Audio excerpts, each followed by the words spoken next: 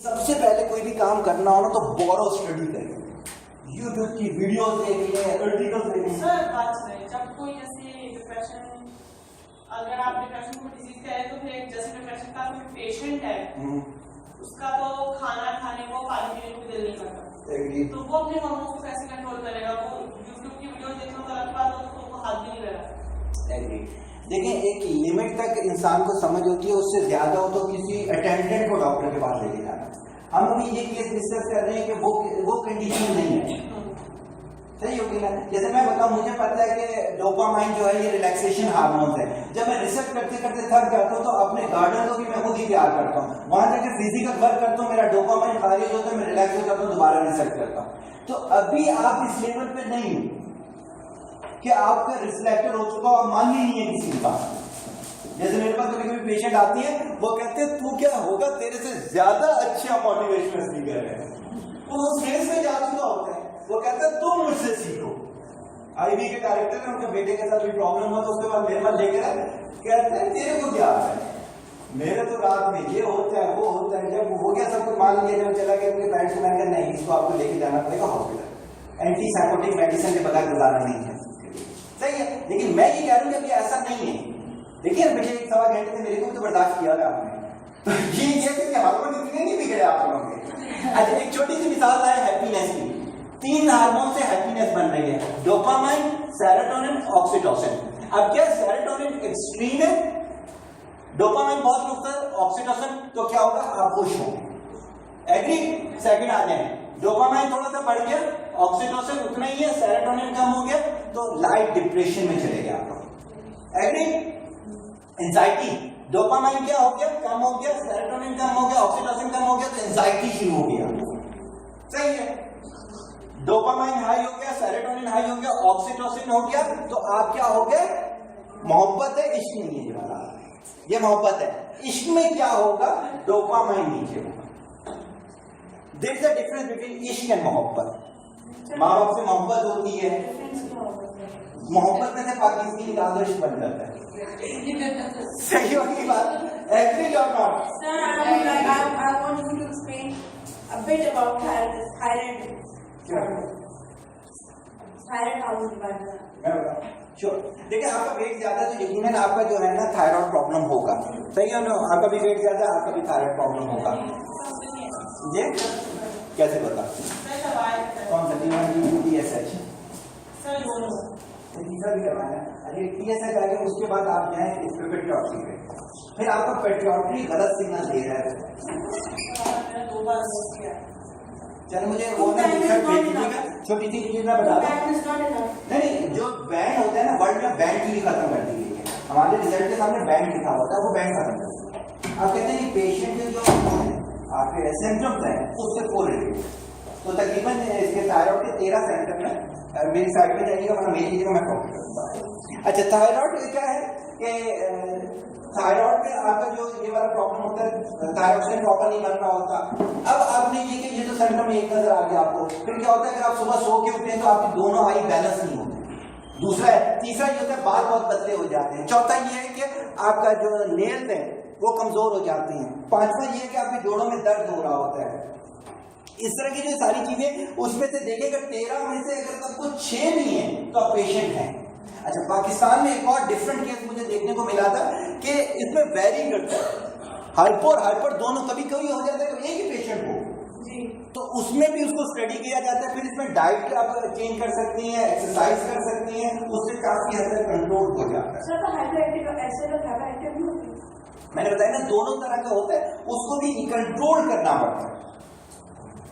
सही है, मैं खुद थायराइड पेशेंट। सर, मुझे जो आपकी जो ये वाली फिलॉसफी थी ना रिगार्डिंग हार्मोन एंड बिहेवियर, मुझे थोड़ा सा इसमें डाउट है कि लाइक हम जो हमारे जो बिहेवियर्स है ना, वो आई बिलीव कि वो हमारे हार्मोन्स की वजह से होते हैं। But you are telling us कि जो हम अगर इन हार्मोन्स को कंट्रोल कर लें, तो क्वेश्चन इज कि how can we control the hormone, जब वो हमारा जो बिहेवियर है हम उसी हार्मोन्स के बेसिस पे तो रिएक्ट कर रहे हैं। हम इन हार्मोन्स पे, दिस इज समथिंग बिल्ट है, हम इन पे कैसे काम करें? सही हो गया। अच्छा, एक पैराडॉक्स है, पैराडॉक्स समझते हैं तो क्या होता है? जैसे जो मतलब स्लीप डॉक्टर की बताया था कि पैराडॉक्स के डॉट पर डॉट मिलाया जाता है। पैराडॉक्स होता है, आपका सब्जेक्ट कौन सा है?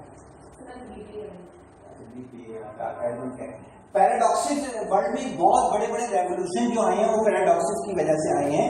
रसल पैराडॉक्स में आपको बताने जा रहा हूँ, जो अभी आपने बात बोली, इस पे रसल पैराडॉक्स है। रसल पैराडॉक्स ऐसा है, क्या नॉन मुस्लिम था उसने ऐसा बोल दिया, क्या खुदा कोई ऐसा पत्थर बना सकता है जिसे वो खुद भी ना उठा सके? इसके पीछे फलसफा क्या है? क्या कोई मशीन बनाने वाले से जीनियस हो सकती है? सही है, ये पैराडॉक्स है, बहुत बड़ी फिलॉसफी है, ये बात में हम डिस्कस करेंगे।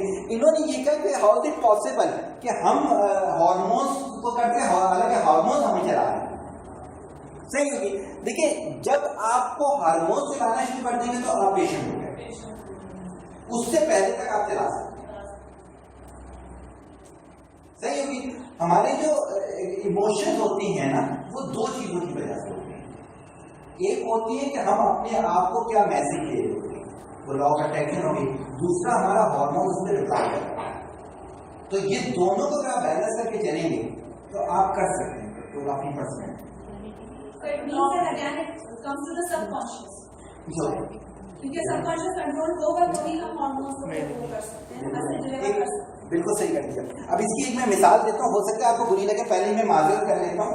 मेरे को एक लड़की ने कॉल किया, बेसिकली उसकी वालदा मुझे कॉल किया करती थी, तो उसी के नंबर से मैं हर नंबर नहीं उठाता, मेरे को बहुत वो है 1000-2000 कॉल होती है, मेरे को टाइम नहीं होता उठाने का। वालदा का नंबर सेव था तो उसने उठाया, तो उसने एक लड़के का नाम दिया, कहते हैं इसके साथ चलें, चेक करेंगे अगर मैं इससे शादी करूं तो ये बेहतर होगा या नहीं। मैंने चेक किया, मैंने कहा नहीं बेहतर नहीं होगा, तो रोना शुरू कर दिया, मैं इसको बहुत चाहती हूँ, ये ऐसा ये वैसा। मैंने कहा बेटा नहीं, मैं क्या कर सकता हूँ, मैंने तो हिसाब किताब है, ये सब कुछ है। फोन बंद कर दिया। 1 मिनट के बाद दोबारा आया तो उसने 2 और नाम बताया। मैंने कहा इनसे भी तुम टूट के हो। कहती है आज के दौर में तो ऐसे कितनी बनती है। तो उसमें वजह जो है वो ये वाली चीज है कि उन्होंने अपने ब्रेन को ये चीज बताई। सही होगी। तो ये दोनों चीजें जो मिलाकर जो है वो इस तरह से रिस्पॉन्स कर रही होती है। अच्छी बात। तो इसमें जो है आगे से होगा। अच्छा, तो अगली मैं मिसाल लेकर आया आपके पास एम विजन। एम क्या होता है? जी हाँ, किसने बताया? चलो,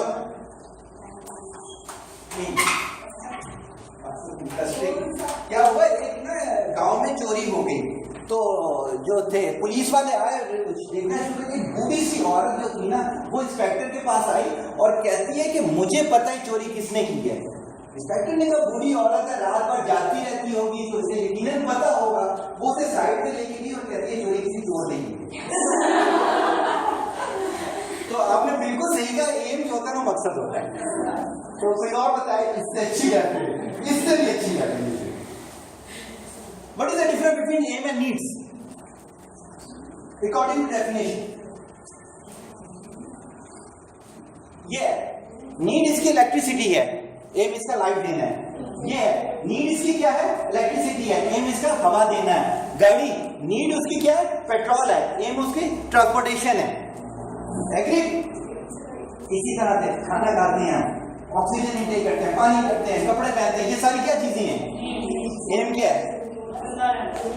ये जिंदा रहना। एम आपके इख्तियार में होता है, जिंदा रहना आपके इख्तियार में नहीं। सर आपने बोला ना कि जो हम सांस लेते हैं अगर वो हमारा नीड है तो फिर एम क्या होगा? ये मैंने कहा नहीं, ये सारे जो इंग्रेडिएंट्स है ना, तो इसमें से क्या एम हो सकता है? तो बॉडी प्रॉपर फंक्शन करे। बॉडी का एम, मैं आपके एम की बात कर रहा हूँ। आपका एम क्या हो सकता है और एम किसे कहते हैं? देखिए, जब तक हमें लफ्जों का पता ही नहीं होगा, हम उसे इस्तेमाल भी नहीं करेंगे। पेन का किसी को पता ना होगा तो पेन को इस्तेमाल नहीं कर सकेगा। Sir, you are asking aim of life? Sure sir, जिंदगी के हिसाब से गुजारनी है, तो मतलब जिंदगी अब अल्लाह ताला ने जिंदगी दी है, आप किस तरह से गुजारते हैं? अच्छे तरीके से गुजारते हैं या किस तरीके से अपनी लाइफ को स्पेंड करते हैं? आई थिंक ये एम होगा कि आप क्या आपके टारगेट होते हैं, आप क्या करते हैं अपनी जिंदगी में, क्या आपका मकसद है, क्या आपका रोल है, किसी लेके What you wanted to be, ये एम होगा आपका। उससे गोल कहते हैं। डॉक्टर कदीर खान ने एक दफा अवार्ड देने का अल्लाह ने तौफीक दी मेरे को, तो उन्होंने एक चीज बोली थी। उस दौर में मेरा जो तारुफ था 45 मिनट का था, तो मैंने जो एडमन के लोग थे उन्हें मैंने कहा था कि मेरा पूरा तारुफ करवाओगे तो मैं प्राइज देने आऊंगा, वरना नहीं आऊंगा। 1998 की बात बता रहा हूँ।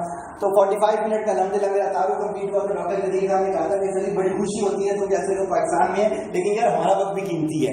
तो उस सेशन के अंदर उन्होंने एक एम की डेफिनेशन दी थी, मुझे बहुत अच्छी लगी थी। कहते हैं जब तुम्हारा जनाजा जा रहा हो तो लोग जो बातें कर रहे हैं वो तुम्हारा एम ऑफ लाइफ। लोग बोल रहे हैं यार करप्शन करता था ये बंदा, यार कैसा धोखेबाज था, हमारा एम ये था। लोग कहते हैं क्या क्रिएटिव आदमी था यार, क्या कुछ देखे गया पाकिस्तान। सही, ये आपका एम था, पहली चीज। दूसरी चीज, इंसान मरा करते, एम कभी नहीं मरा करते। अब्दुल सत्तार जी डेथ हो गई, एम तो चल रहा है। अख्तर अब्दुल रहमान रंगी काले पायलट प्रोजेक्ट के बानी चले गए, एम चल रहे हैं उनका। तो एम जो है वो इंडिपेंडेंट ऑफ बॉडी होता है, आपके जिस्म से उसको कोई ताल्लुक नहीं होता। सही होगी। इसके लिए नीड आपकी सिर्फ जरूरत होती है, एम के लिए नीड को कुर्बान किया जा सकता है। पढ़ाई के लिए अक्सर खाना छोड़ देते होंगे, हालांकि खाना नीड है, लेकिन एम आपका क्या था, एजुकेशन लेके कुछ करना है। एग्रीड और नॉट। मैरी क्यूरी की मिसाल लेकर आया आपके सामने। मैरी क्यूरी कौन थी?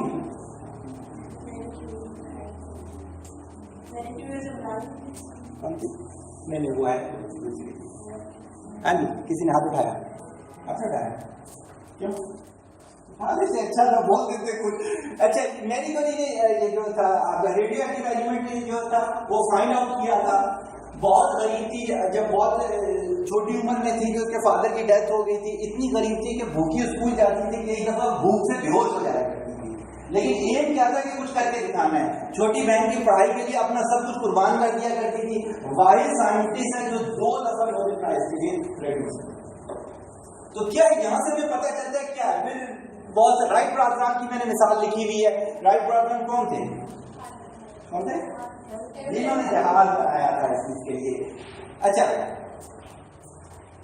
राइट ब्रदर्स जो थे वो एक साइकिलों की दुकान चलाया करते थे। उनके पास पैसे भी नहीं थे, उनके पास एजुकेशन भी नहीं थी, लेकिन क्या था, उनका जो एम बहुत वेल डिफाइंड था। उनकी विल जो थी वो बहुत स्ट्रॉन्ग थी।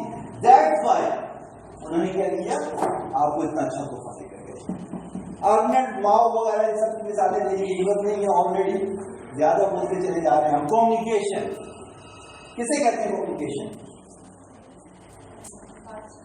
बातचीत को नेगोशिएशन कहते हैं। ना इंग्लिश अच्छी, ना उर्दू अच्छी, पंजाबी में बात करो, हिंदी में बात करो, मराठी में बात करो, किस लैंग्वेज में बात करो।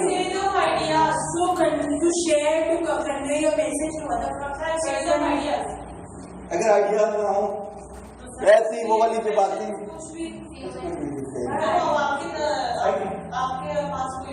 नहीं, एग्रीड बिल्कुल सही, आप बिल्कुल सही कह रहे हैं। अब क्या होता है, जितनी अच्छी आपकी कम्युनिकेशन स्टाइल होगा, वर्ल्ड का सबसे बेस्ट कम्युनिकेशन स्टाइल कौन सा है? वर्ल्ड का बेस्ट कम्युनिकेशन स्टाइल जो नीचे लिखा है नॉन वर्बल कम्युनिकेशन, जो इशारों की जुबान होती है। आपके जो इशारे वो जितने जानदार होंगे उतनी ज्यादा अच्छी कम्युनिकेशन तो और कह सकते हैं आप इस चीज के लिए। तो जिस शख्स की कम्युनिकेशन अच्छी होती है वो उतनी अच्छे मैसेज फॉरवर्ड कर सकता है। पर्सनैलिटी के अंदर कम्युनिकेशन का अच्छा होना बहुत ज्यादा जरूरी है। ये मौजूद के पीछे हमने डिस्कस कर ही लिया था, फैमिली काउंसलिंग के लिहाज से, दूसरी चीजों के लिहाज से। तो इस पर भी आपको पर्सनैलिटी को इम्प्रूव करने के लिए चॉइस ऑफ वर्ड्स अच्छी होनी चाहिए। जैसे कि हमने थोड़ी देर पहले बात की कि यार अंधा नहीं कहना चाहिए, नाबीना कहना चाहिए, बुरा नहीं कहना चाहिए, कहते हैं कि ये अच्छा काम नहीं करता। मोटिवेटेड वर्ड यूज करने चाहिए। अब इसमें क्या है कि आपके पास जो भी लफ्ज इस्तेमाल कर रहे हो उसके एटमोलॉजिकल हिस्ट्री होनी चाहिए। आपको पता होना चाहिए कि ये वर्ड क्या इसी चीज के लिए तख्लीक हुआ था या किसी और चीज के लिए तख्लीक हुआ था। एग्री? जैसे बेवकूफ का होता है वो मैं कहता हूं।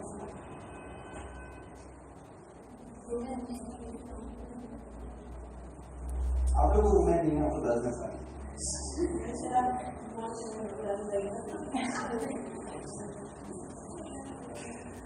किसी का। अच्छा, लेफ्ट को लेफ्ट नहीं कहते, राइट को राइट नहीं कहते।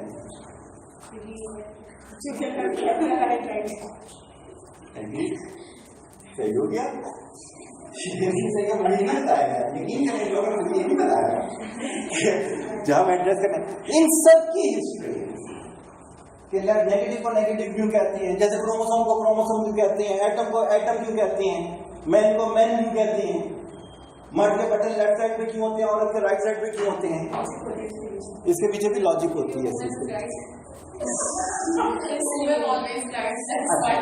सही हो गया, चलिए आपने का गिनवा लिया।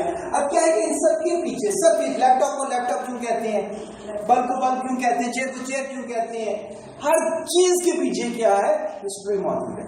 जब वो आपको पता होगा तो आपका कॉन्फिडेंस लेवल, मैंने बहुत सारे इंग्लिश डिक्शनरी के अंदर नए वर्ड इंट्रोड्यूस करवाए हैं, अल्हम्दुलिल्लाह मैथ के अंदर नए फार्मूले इंट्रोड्यूस करवाए हैं। क्यों? मैं उसको जब बेस से पढ़ता था तो मुझे क्रिएटिविटी आती थी। बैटरी डिजाइनिंग के अंदर मैं नए नए फैशन लेकर आता हूँ तो लोग मुझे कहते हैं कि आपका ये क्या काम है। मैं ये क्रिएटिव आदमी, इवेंट मैनेजमेंट करता हूँ तो उसमें क्या नई चीजें डिजाइन कर पाता हूँ। जैसे कि पिछले दिनों मैडम ने एक पिक्चर मेरे को फॉरवर्ड की, किसी शादी की पिक्चर थी, गालमन दोनों डॉक्टर थे, लड़का और लड़की दोनों क्या थे, वो थे उन्होंने पर्पल में शादी अरेंज की थी, वलीमा तक शादी था, लड़की डॉक्टर थी। मैंने फर्स्ट टाइम इनको मैसेज किया, इनमें से दूसरी शादी किसी की, सेकंड मैरिज कहते किसी की नहीं।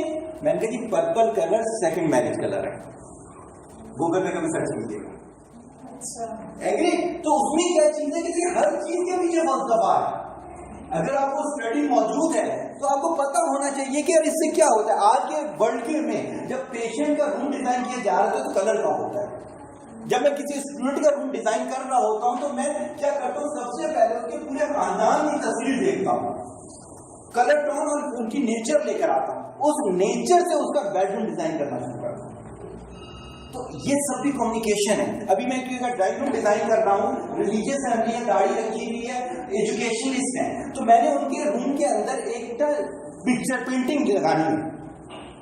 मैंने कहा मुझे ना तुम्हारी पर्सनैलिटीज में कंट्रडिक्शन नजर आता है, अब इसकी वजह से आई एम कंफ्यूज, यार मैं कैसी पिक्चर लगाऊं। अब क्या होगा, मैंने पिक्चर पेंटिंग ऐसी लगानी है जिसमें जब कोई ड्राइंग रूम में आके बैठेगा उस पर वो असर डालेगी। मिसाल देता हूं आपको, साइकोलॉजी की बुक्स के अंदर आता है, एक जो था व्हाइट कपल था, उनके घर में ब्लैक बेबी पैदा हो गया, तो उन्होंने इस चीज को बहुत नेगेटिव लिया और उन्होंने जाके साइकेट्रिस्ट और उन सब से करना शुरू कर दिया, मर्द ने औरत पे इल्जाम लगाना शुरू कर दिया, इस तरह के, क्योंकि ब्राजीलियन टाइप का कोई इलाका था। तो जब रिसर्च की गई तो पता चला इनके बेडरूम के अंदर जो अफ्रीकन एक कबीले की तस्वीर लगी हुई थी, और ये जब बेडरूम में जाते थे तो उसको बहुत ज्यादा डिस्कस करते थे। दैट्स व्हाई क्या हुआ, उनके साथ ऐसा प्रॉब्लम। तो क्या है कि कम्युनिकेशन जो है वो सिर्फ इतनी नहीं होती है आपकी कि आप ये बोले कि सिर्फ जो आप बोल रहे हैं इसका बहुत ज्यादा असर होता है। आप जिस तरह के वर्ड यूज करते हैं, जैसे टोन से, पिच कैसी है, इंटेंसिटी कैसी है, चॉइस ऑफ वर्ड कैसी है, मिसालें कैसी हैं, आपने ड्रेसिंग कैसे की हुई है।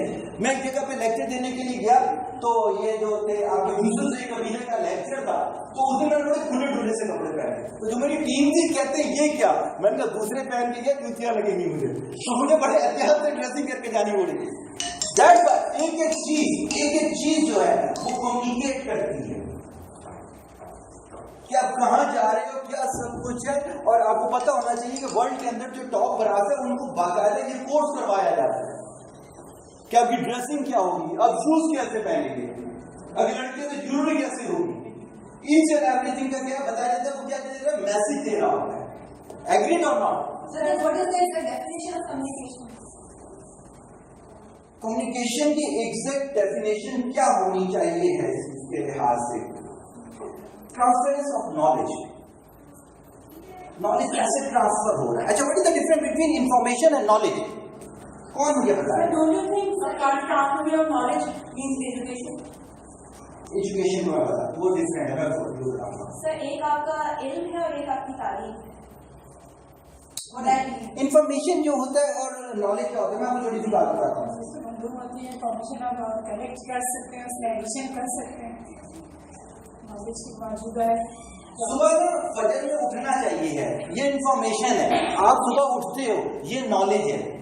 एजुकेशन आपको तब्दील कर देगी, ये इंफॉर्मेशन है, आपने करके दिखाया, ये नॉलेज है।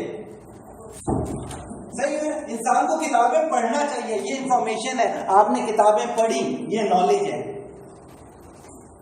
सही होगी। तो अभी तक आप लोगों के पास सिर्फ इंफॉर्मेशन है, कन्वर्ट करें इसको किसमें? नॉलेज में। इंफॉर्मेशन लाइफ चेंज नहीं करती, नॉलेज लाइफ चेंज करती है। जैसे एक वो था मैकेनिक था, वो एक जगह पे इंटरव्यू देने के लिए गया, तो उन्होंने कहा आपके पास इंजन खोलने का कितने अरसे का तजर्बा है? कहता 12 साल का। उन्होंने कहा कि अच्छा, आपने कितने अरसे में ये सीख लिया था? तो उन्होंने कहा कि मैंने 6 महीने में सीख लिया था। कहते एक्सपर्ट कितने अरसे में हो गए थे? कहते हैं मैं साल में एक्सपर्ट हो गया था, मेरे आंखों पे पट्टी बांधो, मैं इंजन खोल के बंद कर दिया करता था। तो अली ने पता क्या कहा? उसने कहा था तुम्हारे पास इंजन खोल के मारने का 1 साल का तजर्बा है जो 12 दफा रिपीट हुआ। एग्री? तो जब तक वो आपकी जात के अंदर चीज शो नहीं हो रही होगी, 12 साल आपकी जात के अंदर शो होने चाहिए। जो बीबीए कर रहा है वो 14 साल पढ़ चुका है, जो एमबीए कर रहा है वो 16 साल पढ़ चुका है। यार बॉडी लैंग्वेज से शो करवाओ, टॉक लाइक अ जर्नल, वॉक लाइक अ जर्नल, पता चले ये नहीं पढ़ी लिखी कानून है। जनरल बात जनरल बात नहीं होती, पाकिस्तान की जनरल हो चुकी है बात में। ओके जी, हम आगे आ गए। हम पहला सेशन क्लोज करने जा रहे हैं। रेजोल्यूशन 2017, 2016 भी गुजर गया, 2017 आ गया। आपको अपने साथ कुछ कमिटमेंट करनी चाहिए, हमने भी की है, आपको भी करनी चाहिए। अपनी जिंदगी के एक्सक्यूजेस खत्म कर दो। बिलीव मी, अगर कामयाब होना चाहते हो, क्या हुआ? मेरे नंबर गंदे आए, सिस्टम ही खराब है, आज मैं आउटपुट नहीं दे सका। यार मैडम ने तो अरेंजमेंट ही कर रखी थी, मुझे तो कहा था इतनी सारी होंगी, है तो इतनी सारी थी। यार कलीम जो है ना वो डेटाबेस से नहीं लेकर गया था। नहीं, ये हारे हुए लोग करते हैं, कोई एक्सक्यूज देनी ही नहीं है। प्रेजेंटली एक बात है, हमारा एक बिजनेस था, उसमें हम टारगेट अचीव नहीं कर सके। मेरी मार्केटिंग की टीम कहती है किसका कसूर है? मैंने मेरा कसूर है। कहते सर इसका क्या मतलब है? मैंने कहा नो एक्सक्यूज यार, मेहनत करेंगे, 12 घंटे करते थे 14 घंटे करेंगे, 14 करते थे 16 घंटे करेंगे। लाइफ से एक्सक्यूज निकालेंगे, ना मुल्क पे रखें, ना अपनी फैमिली पे रखें, किसी पे नहीं रखें। अगर आपने रखा तो आप हारे हुए और जान मुझ के हारना चाहते हो, एक्सक्यूज खत्म कर दो। दूसरी 525 बुफेट का रूल बता रहा हूं इसके लिए। इस साल की 25 गोल रखो, 25 छोटे गोल रखो, उसमें से 5 को चुन लो, जान मार दो उन 5 को पूरा करने के। बच्चा 20 को भूल जाओ, जब वो 5 हो जाए फिर अगले 5 उठा लो। एक वक्त में सारे नहीं बुफेट रूल। आगे आ जाते हैं 3:10, 7:10 रूल। आपकी स्किल्स होंगी, कोई से 2 स्किल्स उठा लो। एक में आपको नंबर मिलने हैं 3 में 10 में से 3, एक स्किल में मिल रहे हैं 10 में से 7। जैसे फॉर एग्जाम्पल मेरे कम्युनिकेशन में मुझे मिल रहे हैं 10 में से 7, मेरे को बिजनेस में मिल रहे हैं 10 में से 3। अब आमतौर पे ये सोचा जाता है ये 10 में से 3 वाले में मेहनत करें, नहीं, 7 में से 10 वाले में मेहनत करो, उसमें 10 आउट ऑफ 10 कर लो, दुनिया आपकी गुलाम हो जाएगी, क्योंकि आपका कोई कॉम्पिटिटर ही नहीं रहेगा। 10 आउट ऑफ 10 मिल रहे हैं आपको, तो 2 स्किल्स पे शुरू करो, और जिसमें 7 आउट ऑफ 10 मिल रहे हैं उस पे पहले काम करो, और फिर 10 आउट ऑफ 10 करो, बजाय इसके कि एक साथ बहुत सारों को छेड़ लो। एग्री और not? Thank you. 80-20 rule, sure. क्या है ये रूल? इकोनॉमिक्स सिखाइए सर। इकोनॉमिक्स था, सॉरी मैंने आपकी सुनी बात। तो इसमें ये था कि अगर हम 20% वो काम करते हैं जिससे 80% रिजल्ट निकल के आता है, और 80% वो काम करते हैं जिससे 20% आपके रिजल्ट देते हैं। मतलब इससे थोड़ा सा उल्टा है कि जैसे कि अगर हम मटर की बात करते हैं कि इतने सारे लोग खेत लगे हो, तो उसके अंदर से वो 20% अगर मटर की खेत लगाई गई तो उसके अंदर 80% आपके रिजल्ट में मटर निकलते हैं। आंसर वो ये था बेसिकली दुकान के अंदर जो प्रोडक्ट पड़ी हुई होती है उसमें से 20% जो होती है वो हॉट सेलिंग होती है, वो पूरी दुकान चला रही होती है, लेकिन आपको दुकान भरनी पूरी होती है। सही है। तो आपने अपनी पर्सनैलिटी में तो 20% निकालना है। जैसे विराट कोहली है, जैसे रोहित शर्मा है, जैसे हमारा जो सही नंबर वगैरह थे, इनकी जो शॉट्स थी जिसमें इन्होंने रन बनाए, उसमें 20% ऐसी शॉट थी जिसमें सबसे ज्यादा स्कोर किया उन्होंने। सही होगी। तो आपने सबसे पहले अपनी वो 20% वाली प्रॉपर्टीज निकालनी है। वो कौन सी आपकी कैरेक्टरिस्टिक्स हैं जो सबसे ज्यादा अच्छा रिजल्ट देती हैं। आप पेपर सॉल्व करते हो सकता है कि आपकी राइटिंग बहुत अच्छी हो सकता है कि आपकी रिसर्च बहुत अच्छी हो, कंपाइलेशन बहुत अच्छी हो, उसमें से 20% पे काम करें, बाकी आपको मिलेगा। अभी ICMA के पेपर दे रहे हैं, इसका PTCL का डायरेक्टर है मेरा क्लाइंट है, कल उसका लेक्चर था, तो मुझे कहते हैं सलीम भाई कैसे तैयारी करनी चाहिए। मैंने कहा आप ये देखिए अपने सिलेबस में कौन से 20% ऐसे हैं जिसका आपको पूरी कमांड आती है। तो उन्होंने मुझे बताया, मैंने कहा आप लगाओ इसमें 3, 10, 7, 10 रूल, उसमें तुम 10 में से 7 नंबर दोगे, 10 में से 3 दोगे। कहते 10 में से 7। मैंने कहा अभी बच्चा पेपर रोक दो, उसमें से 10 में से 10 दो अपने आपको। देखो रूल लगाया 80-20, इस पर अगेन रूल लगाया 7, 10, 3, 10। जब उसे कमांड हो जाएगी तो उसे कंफर्म है कि ये 2 या 3 सवाल तो गलत हो ही नहीं सकते। सही है, पेपर तो साइड पे हो गया। अब क्या होगा, बकिया पेपर के लिए कितना आसान हो गया। कर लेगा तो बोनस, नहीं करेगा, वरना उससे पहले क्या होता उसका पेपर रुक रहा था। 7, 10 वाले को रोक देता था कि ये तो मैं अटेम्प्ट कर ही लूंगा। 3, 10 वाले में मेहनत करता था, उसमें क्या करता था 5, 10 ले लेता होगा, वो भी रह गया, ये भी रह गया। एग्री। आगे चलते हैं 90-10 रूल। 90-10 रूल क्या कहते हैं?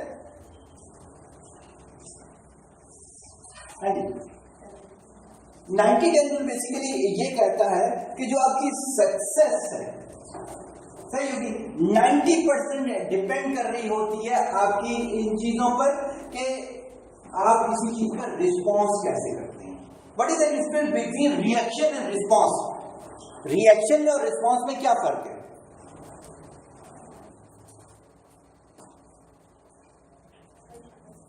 बोलने बोल के क्या मजाक नहीं है। रिएक्शन होता है अगेंस्ट एन एक्शन, सही हो गया। रिस्पॉन्स इंटेंसिटी पर स्क्रॉल होता है। इंटरेस्टिंग। देखिए रिएक्शन क्या होता है कि जो फौरन आप रिप्लाई कर देते हो, इसी बात से कहते हैं अपने रिएक्शन को रिस्पॉन्स में कन्वर्ट करें। रिस्पॉन्स सोच के होता है, रिएक्शन बगैर सोचे होता है। रिएक्शन पे आपका कंट्रोल नहीं होता, रिस्पॉन्स पे आपका रिस्पॉन्स होता है। अब वही वाली चीजें जो पीछे हमने मिसाल दी थी, रिस्पॉन्स टाइम को कम करते करते रिएक्शन टाइम पे गई है। जो सक्सेसफुल पर्सन है दुनिया के अंदर, उनका रिस्पॉन्स टाइम 5 सेकंड है। 5 सेकंड के अंदर रिस्पॉन्स देना होता है। वो ये कहता है कि आपका जो 90% सक्सेस है वो ये है कि आप रिस्पॉन्स क्या करते हैं। 10% तो ये है कि आपके साथ हुआ क्या। आपका एक्सीडेंट होता है, तारिक समद की बात सुना रहा हूं, गुजरावाला से गुजर रहा होता है, नहर में नहाने के लिए शर्ट उतार के कूदता है, वहां पे एक छोटी सी पहाड़ी होती है, वो बेड पे लगती है, बेड पे चला जाता है, नीचे का दर्द पूरा पैरालाइज हो जाता है। 1 साल के बाद उठता है, वो वर्ल्ड का बेस्ट जो है वो साइकिलिस्ट बन जाता है। क्या रिस्पॉन्स है उसका? सही होगी इसके। तो होना ये नहीं है कि आपके साथ हुआ क्या वाकया, ये तो सबके साथ होता होगा ना यार। पर सर उनकी तो अभी जब उनका 2 साल पहले इंतजार में फंसे हुए तो वो स्टिल पैरालाइज। आपकी समझ की मॉडिफिकेशन स्पीकर में सारे आते हैं। तारिक सर या सहमत तारिक सहमत है। अच्छा शुरू हो सकता है, मैंने भी हिसाब अच्छा चले हो सकता है इसमें तो नहीं पैरालाइज थे, लेकिन वो थे आप ये था साइकिलिस्ट है वैसे वर्ल्ड का राइट साइड नहीं, फिर आप हमारे वो डॉक्टर उसकी मिसेज उनकी वाइफ हो सकता है। मेरी साल पहले तक जो था मेरा रास्ते में, लेकिन वो हम क्रॉस चेक करेंगे। लेकिन ये है कि अगर नेट पे आप सर्च करें तो उनके नाम के साथ बेस्ट साइकिलिस्ट है, और उसने अपनी कार डिजाइन की थी, कार रेसिंग करता था, बॉक्सिंग के लिए गया था। अच्छा एग्री। आगे चलते तो इसमें ये चीज है कि आप रिस्पॉन्स क्या करते हैं। जैसे अख्तर अब्दुर्रहमान का मैंने बताया PhD थे, ये आके औरंगी में उतरती हैं तो 2 बच्चे गालियां दे रहे थे, तो घर आके वो सोच में पड़ गए। उनकी मिसेज कहती है क्या है, कहती है यार मैंने PhD दूसरों के लिए नहीं किया, अपने लिए किया। औरंगी पायलट प्रोजेक्ट आज एशियन बैंक के अंदर एग्जाम्पल के तौर पर पढ़ाया जाता है। ये उनका रिस्पॉन्स है। तो आप सब आपके साथ जो कुछ होता है ना, वो दुनिया में दूसरी लड़कियों के साथ भी होता है। आप अनोखी नहीं हो, स्नैचिंग होती है, सीटी मारी जाती है, ईच एंड एवरीथिंग, ये सबके साथ होता है। किसी ने रिस्पॉन्स क्या किया, किसी ने रिस्पॉन्स क्या किया। तो 90-10 रूल ये है कि 90% आपने जो रिस्पॉन्स किया, 10% जो आपके साथ हुआ। रूल ऑफ 21 डेज हैबिट बनाने के अंदर ये इंसान एक पुरानी मिथ है कि 21 दिन किसी चीज को दोहरा ले तो आपकी आदत बन जाती है। होता होगा सर, मिथ नहीं है ये, सब होता भी है। 40 डेज कहा जाता है कि अगर आप किसी को नमाज की 40 दिन की आदत डाल दो तो हो जाता है। जो मक्खी है ना, जो हराम चीज है, आप खा लें तो 40 दिन तक जिस्म के अंदर रहती है, तो उस वक्त के बाद आपका प्रोसेस होता है। नमाज आदत तो नहीं होती, नमाज तो हमारी चॉइस होती है। नमाज आपकी चॉइस होती है, यानी कि नमाज इबादत होती है। बिल्कुल सही है, इबादत को आदत नहीं होना चाहिए, वरना मजा खत्म हो जाता है। आगे चलते हैं ऑनरशिप। अपने कामों की खुद ऑनरशिप लें, दूसरे में छोड़ना छोड़ दें, वीडियो दूसरा निकाल दें। जब आपने शुरू में कहा कि सिस्टम की वजह से हम नाकाम हुए थे, पाकिस्तान में पैदा होने की वजह से नाकाम हुए थे। किसी ने मुझे आगे कहा, यार सदरी तुम अगर अमेरिका में होते ना, तुम ये होते, तुम वो होते। क्यों भाई, मुझे अल्लाह ने जो पैदा यहाँ की है ना, अल्लाह की चॉइस को मैं गलत कैसे कह सकता हूँ। मेरे लिए सबसे बेस्ट बशीर फैमिली थी जहां अल्लाह ने मुझे पैदा कर दिया। एग्री? तो ऑनरशिप लें। अगर मैं दुनिया में कुछ करके नहीं जा रहा तो मेरी अपनी नालायकी है। अगर मेरी फर्स्ट डिवीजन नहीं है, मेरी अपनी नालायकी है। अगर मैंने कोई नया सब्जेक्ट डिजाइन नहीं किया तो मेरी अपनी नालायकी होगी। ऑनरशिप लेना सीखें। एग्री? आर्ट ऑफ मिस्टेक्स, गलतियां करना सीखें। मेरे नबी ने फरमाया था कि वो मोमिन ही नहीं जो एक गलती 2 दफा करे, ये इस से 2 दफा डिस्पायर है। तो क्या करें? गलतियां करें, रोजाना कम से कम 5 नई गलतियां किया करें। बस एक काम करें, एक गलती 2 दफा नहीं किया करें। 1 महीने के अंदर गारंटी है, 1 महीने के अंदर आपकी जिंदगी से गलतियां खत्म हो जाएंगी। आप 1 महीने के अंदर इतना दूर हो जाओगे, इतना दूर हो जाओगे कि दूसरी लड़कियों का ख्वाब बन जाओगे। सिर्फ एक बच्ची हैबिट अपनी जगह, मैं सिर्फ एक उसकी प्यार कर रहा हूं। रोजाना 5 नई गलतियां करो, 1 गलती 2 दफा नहीं करो। सिर्फ इस एक हैबिट से जिंदगी तब्दील हो जाती है। एग्रीड और not? Agreed. In a nutshell, ये तस्वीर किसी ने पहले कभी देखी हो? किसी ने नहीं देखी? एग्रीड। स्टीफन हॉकिंग की बुक थी यूनिवर्स इन अ नटशेल, काफी पसंद है स्टीफन हॉकिंग मेरे को। मैं भी ब्लैक होल थ्योरी पे काम कर चुका हूँ। जो पूरा एक हमने लेक्चर किया, गालिबन 11 या 13 स्लाइड का, पहला सेशन खत्म हुआ है, दूसरे सेशन की तरफ है। इसको एक सेंटेंस में, बहुत लंबी फिलॉसफी, एक सेंटेंस में कन्वर्ट करें। जो लेक्चर मैंने दिया 11 स्लाइड के पहले सेशन का, इसको एक दिन में क्या था? अगर मैं बोलूं तो मेरी सरकार एक सेंटेंस याद रखना, एक सेंटेंस। पर्सनैलिटी आपने पूरा लेक्चर नहीं दिया, लेकिन बता दें। लेकिन मैं ये बता सकती हूँ, जैसे आपने इंफॉर्मेशन और नॉलेज वाली बात कही थी, एक सेंटेंस, एक सेंटेंस। Way of my